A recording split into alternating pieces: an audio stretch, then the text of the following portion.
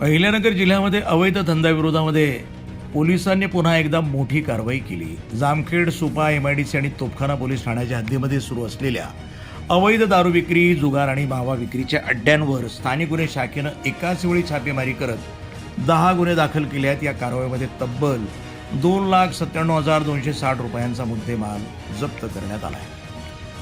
Police अधीक्षक मुम्मका सुदर्शन यांच्या आदेशानुसार स्थानिक गुन्हे शाखेचे पोलीस निरीक्षक संतोष मुटकुळे यांच्या मार्गदर्शनाखाली 4 विशेष पथकं तयार करण्यात आली होती। या पथकांनी दिनांक 5 ऑगस्ट रोजी जामखेड, सुपा, MIDC आणि तोफखाना परिसरातील अवैध व्यवसायांवर एकाच वेळी धाड टाकली। या कारवाईमध्ये अवैध दारू विक्री प्रकरणी 8 गुन्हे, जुगार प्रकरणी 1 गुन्हा आणि मावा आणि सुगंधी तंबाखू विक्री प्रकरणी 1 गुन्हा असे एकूण 10 गुन्हे दाखल करण्यात आले।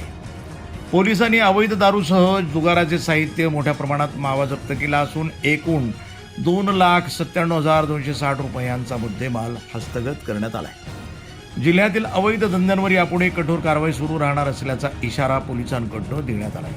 वृत्तसंपादन विभाग, न्यूज टुडे 24, अहिल्यानगर।